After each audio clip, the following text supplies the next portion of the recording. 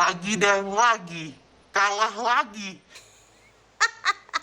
Sebenarnya kalah sih gue kagak heran, karena emang line up-nya kayak begini. Cuma kan maksudnya ini lawan lu Crystal Palace, lu mau ke quarter final 8 besar, mainnya ya ampun kagak ada itu pemain inti.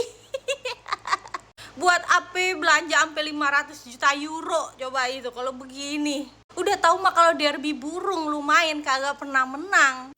Arne, lu mah yang bener aja, udah berapa kali lu kalah coba.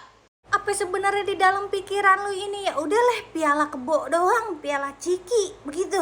Tapi kan ya ampun, kalau lu mau fokus ya EPL ya, di EPL lu dikalah mulu beruntun. Mana ntar lu ketemu Real Madrid tuh di Champions League. Mengapa jadi lu yang cosplay kayak MU kemarin, jangan mentang-mentang merah. Kakak keluar-keluar dari gua.